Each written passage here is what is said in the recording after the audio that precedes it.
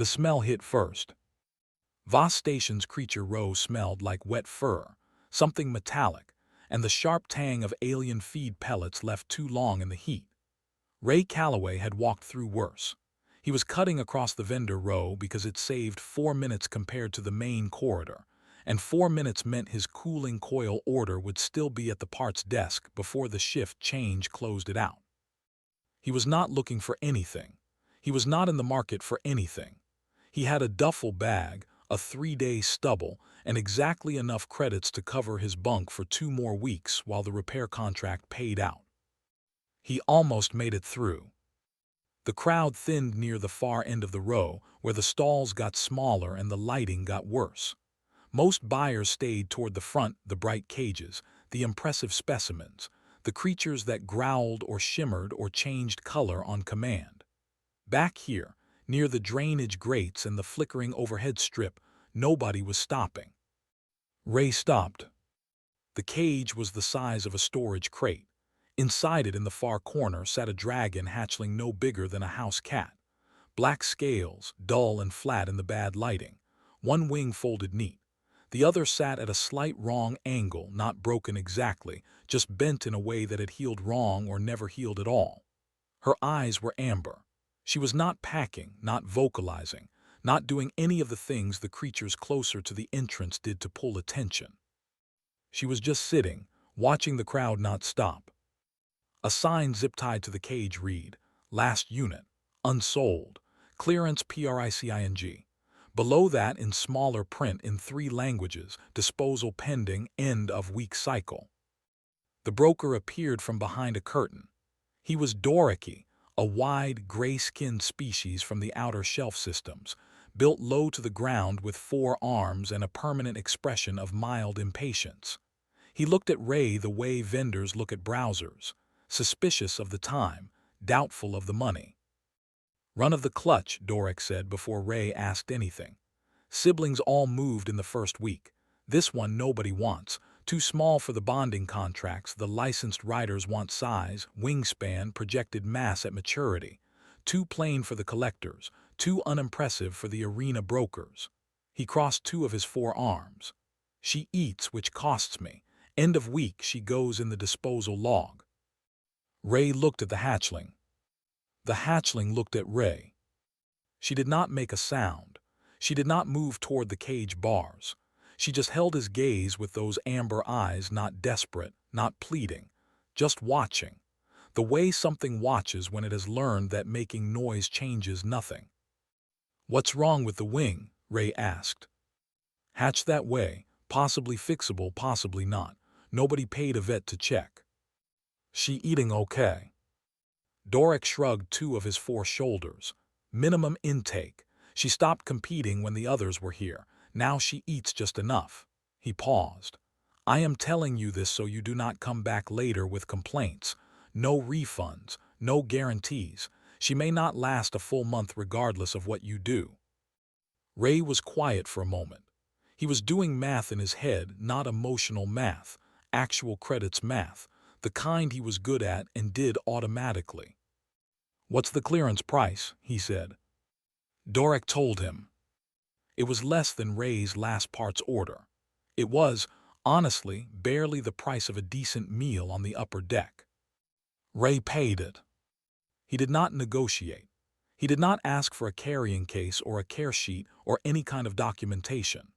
Doric, looking genuinely caught off guard by the speed of the transaction, threw in a small cloth sack of feed pellets and a folded paper of basic hatchling care notes, like a man trying to clear his conscience before Ray changed his mind. Ray tucked the hatchling inside his jacket. She was warm against his ribs, warmer than he expected, some internal thermoregulation he dimly remembered reading about once in an unrelated context. She made no sound. He felt her shift once, settling, and then go still. He walked the rest of the way to the parts desk, picked up his cooling coil order, signed the receipt. The parts desk attendant, a young Shivari with iridescent headplates, leaned over the counter slightly and stared at the faint lump under Ray's jacket. "Is that Coil looks good, Ray said, checking the seal on the package. Thanks.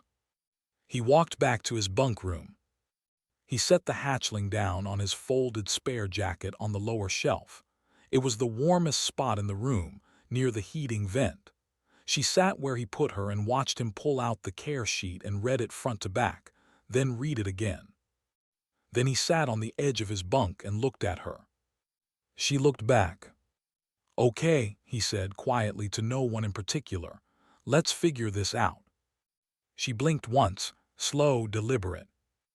Outside, Voss Station hummed and churned, and moved the way it always did, 10,000 lives going 10,000 directions, none of them paying any attention to one human mechanic, and one unwanted hatchling sitting in a rented room, looking at each other in the dim light. Nobody had seen it happen. It had happened anyway. Yulla did not say anything for a long moment. She was Theresi, a species with 4 eyes arranged in a wide arc across their forehead, which meant her expression of complete disbelief was visible from every angle. She stood behind her medic counter on station level 4 with the hatchling sitting on the examination pad between them, and she looked at Ray the way people look at something they cannot decide is brave or stupid. You bought her from Doric, Yulla said. Yes. At end-of-week clearance. Yes.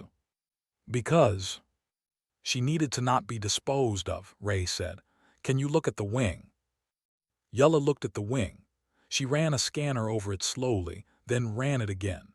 She pressed gently along the bone structure with 2 fingers while the hatchling sat very still. The hatchling watched Yulla the same way she watched everything, quietly, with full attention, not flinching but not relaxed either. The bend is old, Yulla said. Whatever happened, it was early. The tissue around it has already reinforced incorrectly. She set the scanner down. I can treat the inflammation, recommend a nutrient protocol, but I cannot promise the wing corrects fully. It may develop differently than a standard wing. What that means for flight, I cannot tell you yet. What does she need right now? Yulla pulled up a chart on her wall screen and listed things efficiently. Specific heat range, protein-dense feeding schedule, a particular mineral supplement common in hatchling nesting materials that Sable had clearly been without for weeks, rest, and low stress. Ray took out a small notebook, actual paper, the kind he used for repair job notes, and wrote all of it down. Yulla watched him write. You are actually doing this, she said. I'm doing this, Ray confirmed. She is a runt, from a budget broker's disposal list. Yulla's 4 eyes tracked across his face, reading him. Do you understand that most hatchlings separated from their clutch at this stage do not survive the adjustment? It is not a question of care quality. It is biological. They are built to be in groups in the early months. What helps with that? Yulla blinked. Consistent presence, routine, the same voice, the same hands, the same schedule. The brain registers it similarly to clutch contact. It is not identical, but it can bridge the gap enough. She paused. You would need to be around her, consistently, not occasionally. I work on the station. I'm here every day. You would need to bring her with you. Already planned too. Yulla looked at him for another moment. Then she reached under the counter and set down a small bottle of dark mineral tonic and a folded feeding guide. Every morning, small amounts. Do not overfeed trying to compensate. Her stomach capacity is still small. Ray picked up both items. He reached into his jacket pocket, found a credit chip, and set it on the counter. Yulla did not pick it up immediately. Why are you doing this? She asked. It was not a challenging question. It was a genuine one, the kind asked by someone who had watched a lot of creatures come through her station and had learned to spot the difference between impulse and intention. Ray thought about it honestly. She was sitting there, he said, looking at the crowd walk past, not making noise, just watching. He paused. She'd already figured out that making noise didn't help. That's a hard thing to figure out that young. Yulla was quiet. Anyway, Ray said, capping his pen, nobody else was stopping. He picked up the hatchling. She settled into his hands without tension, already learning the specific weight and warmth of them, and tucked her back inside his jacket. That afternoon, back in the bunk room, Ray followed the feeding guide exactly. He warmed the protein mash to the recommended temperature. He set it in a shallow dish on the shelf and stepped back, giving the hatchling space to approach it without pressure. She sniffed it, looked at him, looked at the food. He waited. She took a small bite, chewed it slowly, then took another. Ray sat on the floor with his back against the bunk, watching. He did not make a big deal of it. He just stayed there while she ate, present and quiet, the same way he stayed near a repair job that needed monitoring, not hovering, just close. When she finished, she walked across the shelf and stood at the edge, looking down at him. Then she stepped off the shelf and landed on his knee with a small, accurate thump, turned twice in a tight circle and sat down. Ray did not move. She settled her weight against his hand, which was resting on his knee, and tucked her bent wing against her body with the careful habit of something that had learned to manage around its own asymmetry. Outside the station, cargo ships came and went. Announcements echoed through the corridors in 6 languages. Deals were made, contracts signed, creatures bought and sold. In a rented bunk room on level 7, a human mechanic sat very still on the floor so as not to disturb the hatchling sleeping against his hand. He did not find this strange. He found it, if anything, exactly right. 3 weeks in, Sable ate Ray's work glove.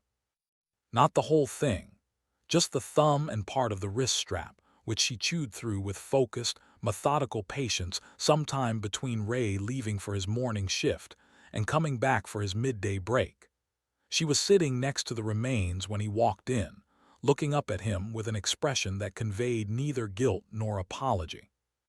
Ray picked up the glove, looked at it, set it down. "Okay," he said. He bought a replacement glove that afternoon and stored it on the upper shelf. The bunk room had changed. It had reorganized itself around Sable the way a workspace reorganizes around the job that needs doing, not dramatically, just gradually. The lower shelf was hers now.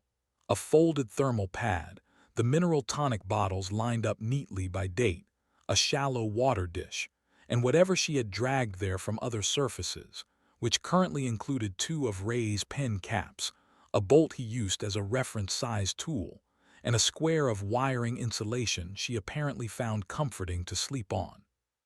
She was getting stronger. It was visible now, not just measurable. The flatness in her scales was gone. They had a faint iridescent shift in certain light, just barely, like the surface of dark water. She moved differently, more certain, less like something conserving energy and more like something that had energy to spare and was deciding how to use it. She came to work with Ray every day. He wore a modified chest rig that the station's equipment loaner had looked at for a full 10 seconds before deciding not to ask about. Sable rode in it during transit and repair jobs, head out, watching. The other mechanics on Ray's current contract, a ventilation overhaul on the station's lower ring, had opinions about this in the first week.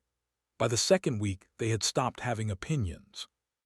By the third, Ferris, the senior mechanic on the team, had started narrating jobs out loud because he had noticed the hatchling tracked the work with her eyes and seemed, somehow, to follow the sequence.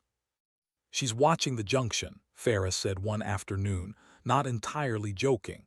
"She knows the junction's wrong." Ray looked at the junction. It was, in fact, incorrectly sealed, a compression issue that would fail in a week. He had already noted it, but he found he was curious whether Ferris was right. "Sable," he said. She looked at him. He pointed at the junction. She made a sound, a low, 2-part chitter with a rising note at the end that Ray had started mentally cataloging. He had 7 of her sounds mapped now. This one meant something was wrong or off or requiring attention. He was not certain how he knew that. He just knew it, the way you learn a person's tone before you learn their words. He put the note in the repair log. The collector arrived on a Thursday. Ray was eating lunch outside the repair bay with Sable on his knee when the man stopped in the corridor and stared. He was Velshari, a species known for rare specimen trading, recognizable by the layered ceremonial rings on each finger and the way they looked at living things like they were looking at price tags. He offered a number. Ray did not look up from his sandwich. The collector raised the offer, then raised it again.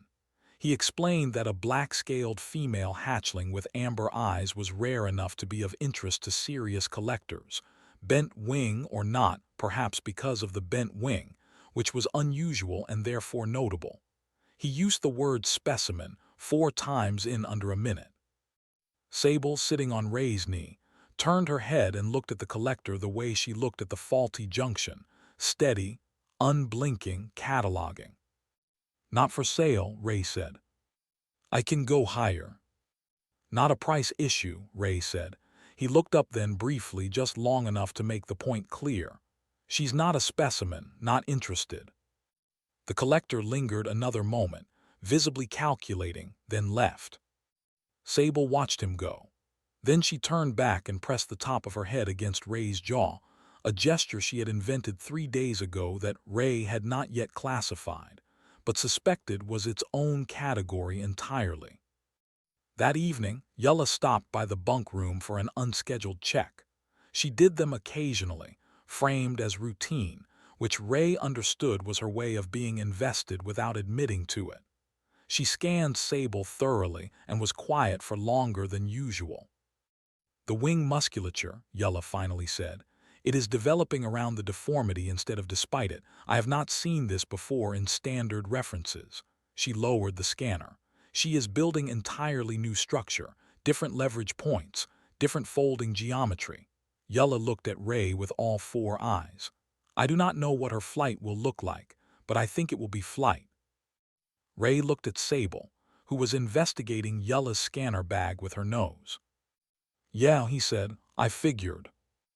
Yulla shook her head slowly, not a negative, just the Theresi equivalent of a quiet exhale.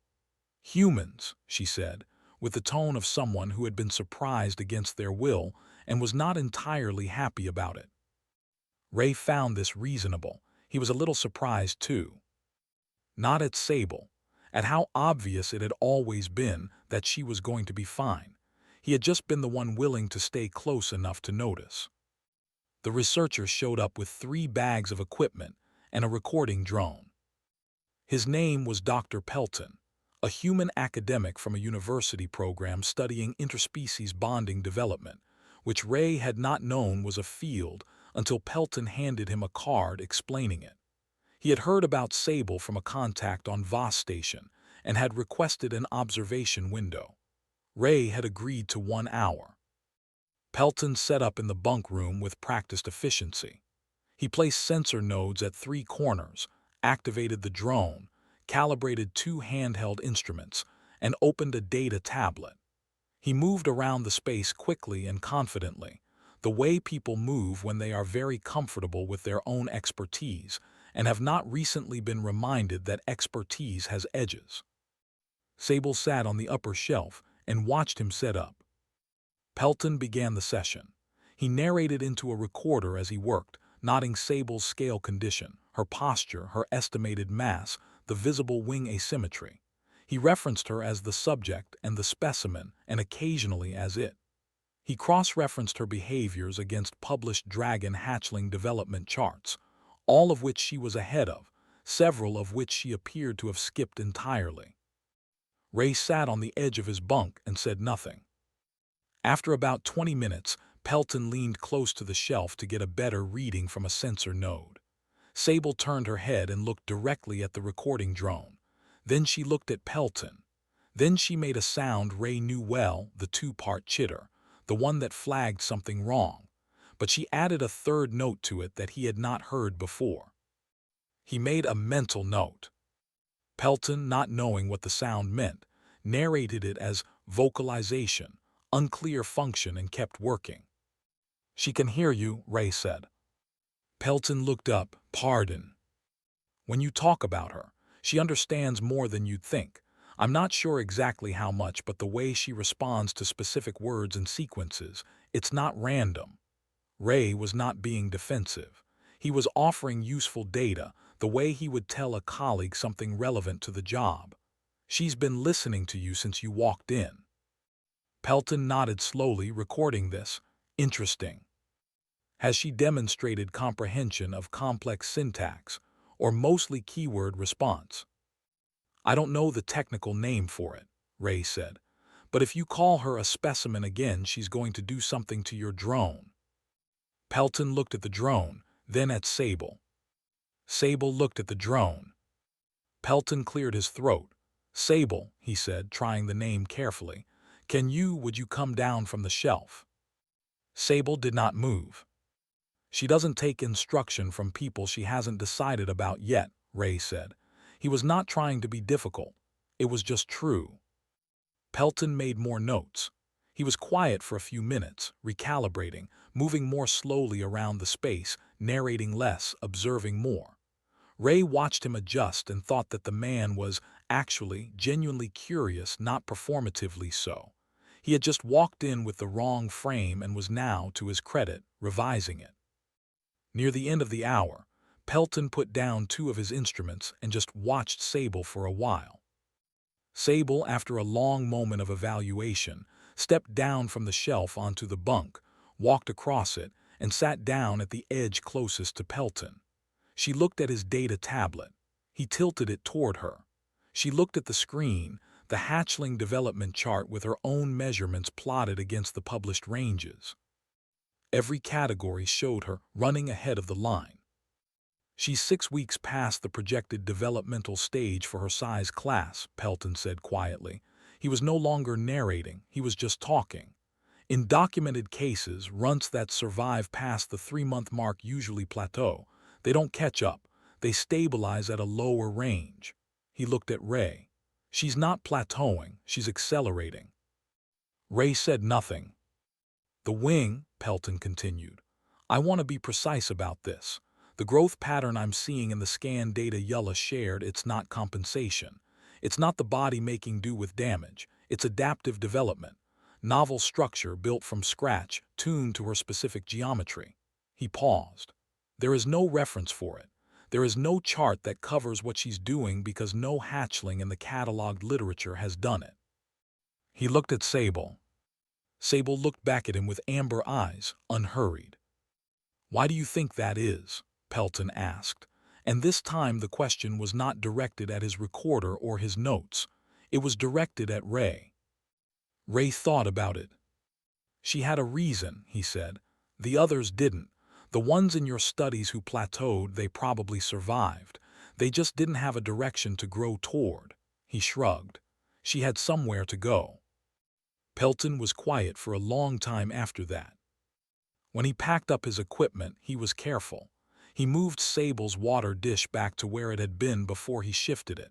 He deactivated the drone without fanfare. Before he left, he looked at Sable one more time. Thank you, he said, not to Ray. Sable held his gaze for a moment. Then she turned away, not dismissive, just done, and stepped back to her shelf, where she lay down and tucked her bent wing against her side with that careful, practiced precision she had developed entirely on her own. Pelton left without another word. Ray wrote nothing in his notebook that night. He didn't need to. He already knew everything he needed to know. Captain Aldra had rules about her freighter. No open flames below deck. No unauthorized access to the engine compartments. No trading disputes settled inside the ship. These were practical rules, enforced without drama, and they had kept the Dura Marin running and incident-free across 11 years and 400 cargo runs.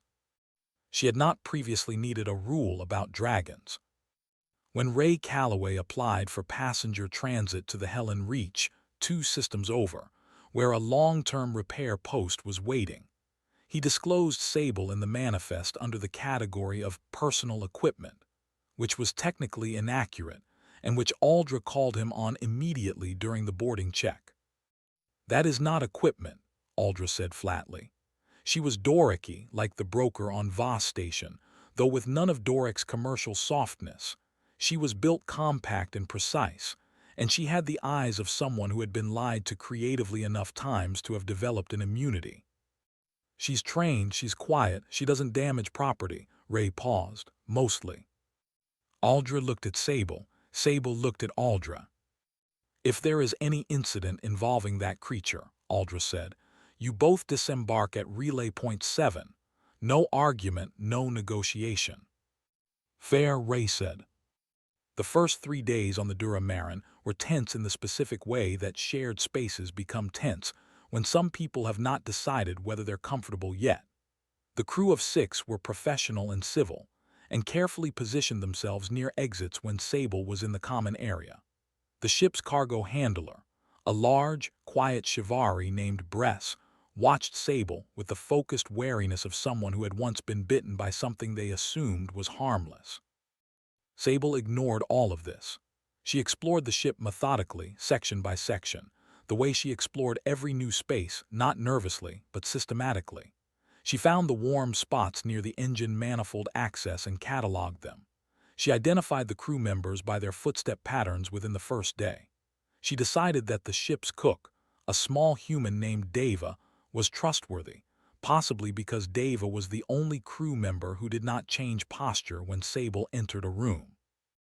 On the 4th night, at approximately 2 in the morning ship time, Sable woke Ray. She did not make her usual sounds. She bit the edge of his sleeve and pulled, hard, 3 times, a new signal, one she had invented on the spot, and one Ray somehow understood immediately as different from anything before. He followed her. She led him down 2 decks to the lower cargo bay. At the far end, she stopped at a pressure regulation panel and made the chitterong sound, sharp and insistent. Ray opened the panel. The digital readout was fine, but there was a secondary analog gauge backup system, old hardware, and its needle sat wrong. Not dramatically, just wrong.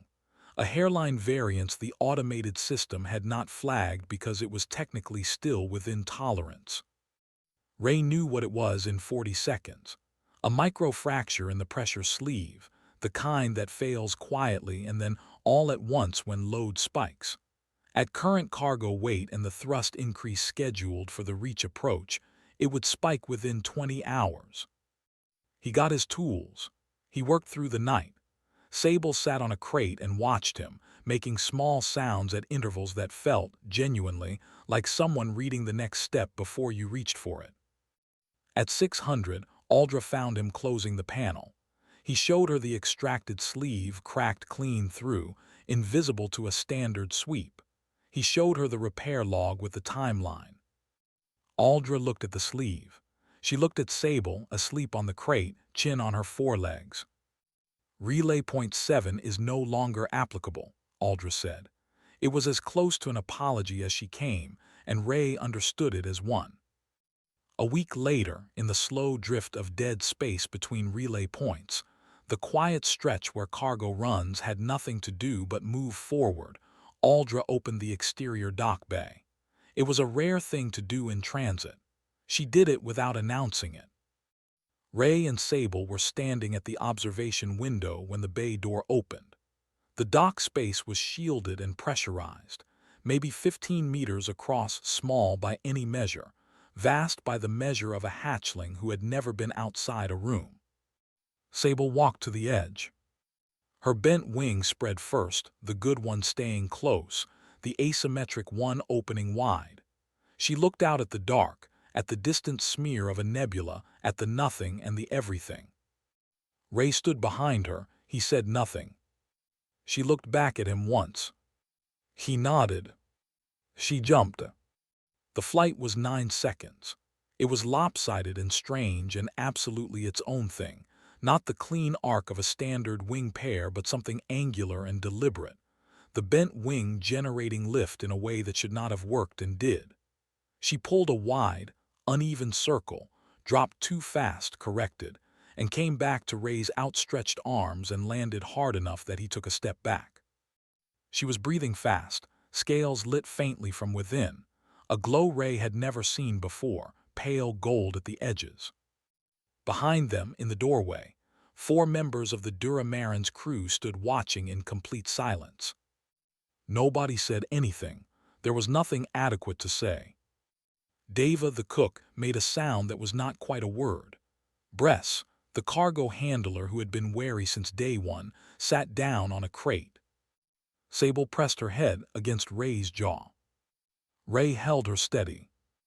Out in the dark, the nebula drifted past, enormous and indifferent, the way the universe tends to be.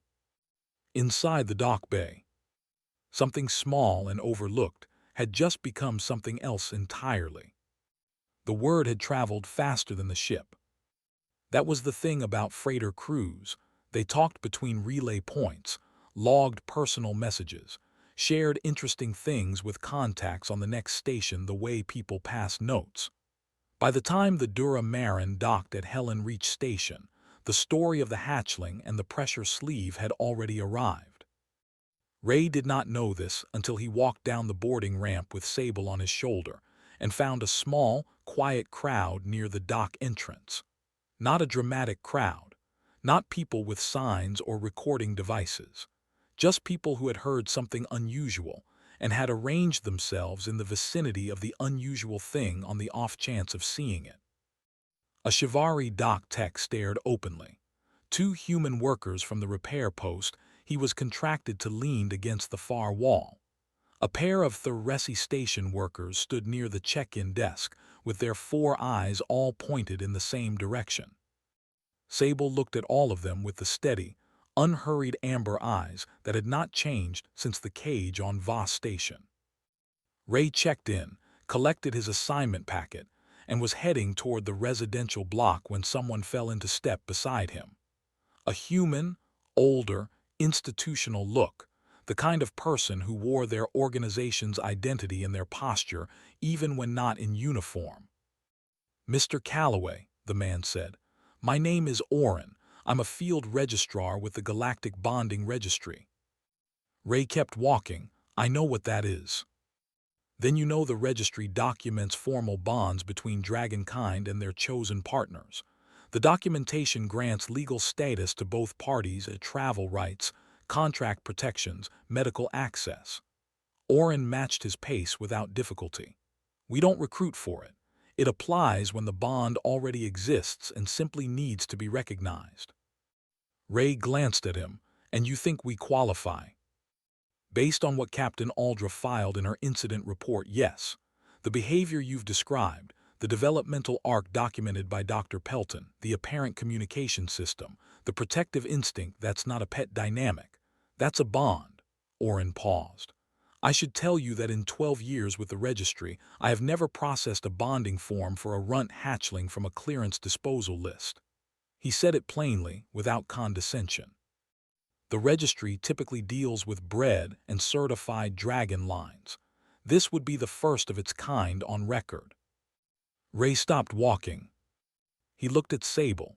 She was sitting very still on his shoulder, watching Oren with an expression Ray now knew well: full attention, active processing, no performance. "What does she get out of it?" Ray said. "Not a question exactly, a condition." "The same protections as you. Legal personhood classification under bonded status. She cannot be bought, sold, seized, or classified as property by any registered jurisdiction. She has the right to medical care, habitat provisions, and to be listed as a co-holder on any residence or vessel you register." Oren looked at Sable. She would no longer be categorized as an animal. Sable turned her head and looked at Ray. Ray looked back at her. He thought about a cage at the end of a row, in bad lighting, with a disposal tag on it. He thought about amber eyes watching a crowd walk past without making noise because she had already learned that making noise did not help. He thought about a bent wing that built itself new, and asleep on a bunk room floor, and a pressure fracture found at 2 in the morning in the dark. "Where do I sign?" he said. Oren produced a tablet with the form already loaded. He had, Ray noted, clearly prepared for a yes. They signed in the dock corridor, standing up, with Sable on Ray's shoulder and a loose audience of station workers pretending not to watch. Ray signed where indicated, where the form required the bonded dragon's acknowledgement, a formality in most cases, handled by proxy. Orin looked at Sable and asked, with genuine care in his voice, if she understood what was being recorded. Sable stepped from Ray's shoulder onto the tablet, pressed one forefoot to the screen briefly, then stepped back. The form logged it as confirmed. Orin looked at the screen for a moment, then said nothing, but he saved the session twice before closing it. At the repair post that afternoon, Ray set up his workstation the same way he always did. Tools left to right in the order of likely use, reference specs on the wall hook, thermal cup on the corner bracket. Sable found a crate at the right height and claimed it for her observation post, settling onto it with the neat, precise economy she brought to everything. Ray pulled out the first job order, a cooling manifold on a mid-range cargo shuttle, standard work. "Manifold's the one shaped like a bracket," he said, not looking up. "Gets hot on the left side when it's failing because the fluid channels run asymmetrically." Sable watched. He talked through it the way he always did, not performing, not teaching exactly, just sharing the information the way someone shares information with a person who is present and paying attention. Because she was present. Because she was paying attention. A few of the other mechanics glanced over, the same way the crew of the Dura Marin had glanced over in the early days, half cautious, half something else. The something else always won, eventually. Nobody had wanted her. One human had decided that was everyone else's mistake. And now, in a repair bay on Helen Reach Station, with her name in a registry that had never held a name like hers, the hatchling who had sat quietly in a cage watching a crowd walk past sat on a crate instead and watched the world she had grown into. Bent wing half spread. Amber eyes calm. Ready for whatever came next.